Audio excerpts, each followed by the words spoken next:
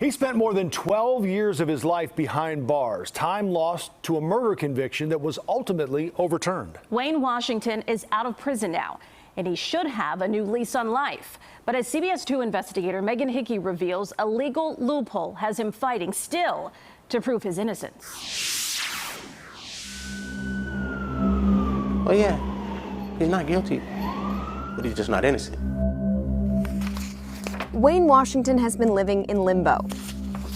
Because, you remember it like it just happened yesterday. He got out of prison in 2007. A few years later, his murder conviction was overturned. A conviction he'd been fighting for more than 2 decades. His slate finally wiped clean, or so he thought. It was a hard reality when applying for a better job position and ran a background check and you didn't pass the background check. Let's rewind. And what did you see? Someone on the floor of the car, covered over. To May 17, 1993. The body of a man matching the description of the missing college student was found at 8 o'clock this morning in the backseat of a car at 57th in Michigan. 20-year-old Marshall Morgan Jr., a standout basketball player for the Illinois Institute of Technology, was found shot to death in his car. Did Marshall Morgan have friends or acquaintances unknown to his family? Someone perhaps capable of killing him and leaving his body in his car on a public street? Investigators ended up zeroing in on 2 people. 29-year-old Tyrone Hood, whose DNA was found on a bottle inside Morgan's car, and 20-year-old Wayne Washington. Washington's only connection to the case was that he offered an alibi for Hood that he says investigators didn't listen to. They never asked me anything about an alibi. Did I see him on this night? You were a suspect. Yeah. And no. They weren't thinking of you as a witness. No. Washington was interrogated by 2 detectives who have since been accused many times of beating confessions out of suspects. Wayne said he was beaten into signing a confession statement written by the detectives. Wayne says he was labeled murderer, carjacker, armed robber, drug dealer, drug user, gang member, gang leader, and overnight. One crime, one incident, And in reality, Wayne says he was none of those things, and the jury at his trial didn't see it that way either.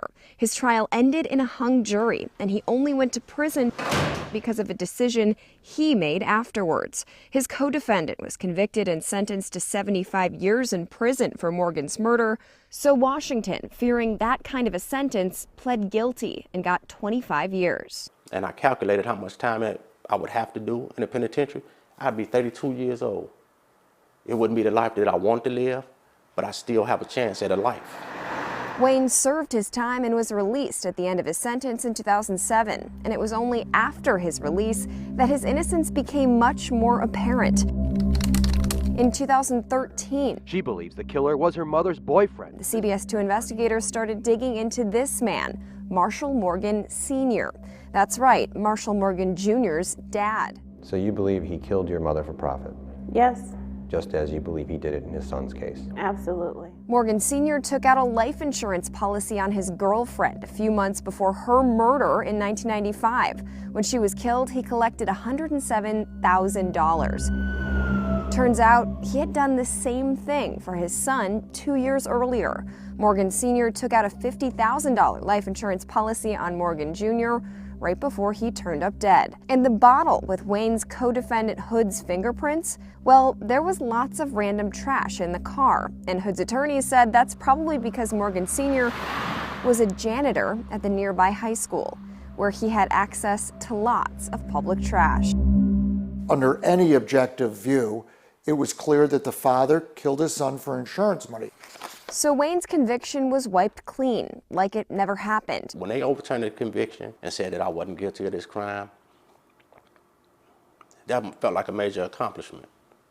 But it's only half an accomplishment when you punch me up in the computer or you Google search me and this is what comes up. Washington's background check still shows his conviction because he doesn't have one of these, a certificate of innocence. Basically, it's one more step that indicates you never should have had a record to begin with. Hood got one, but Wayne did not, and after appealing that decision, the First District Appellate Court said that it was because back in 1993, he pleaded guilty. They just ran a background check a couple of days ago, just to be a chaperone at my daughter's school for a field trip. And I can't do it because I can't pass a background check because this is still on my record. Wayne hit his biggest roadblock yet after fighting 29 years for his life and his reputation. He wants to work, he wants a good job, but can you blame hiring managers for doing a double take when they see murder on his record? I just don't understand. You're not guilty, but in our eyes, you're not innocent. So where does that leave you? Praying. I'm praying that something can be done better for the system. Wayne and his legal team have pressed the issue all the way to the Illinois Supreme Court because Wayne is not alone. In recent years, Illinois has consistently led the nation in wrongful convictions. According to a 2020 case, 18% of all exonerees pled guilty. No one says he's guilty of anything. Everyone agrees that he's innocent. If he gets that certificate of innocence, that gives him back his real existence.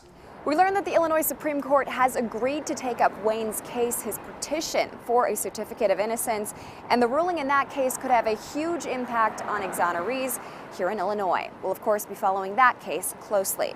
Megan Hickey for the CBS 2 Investigators. We have posted more from our archives on the history of this case online. You can find it right now on the CBS Chicago app in the CBS 2 Investigators section.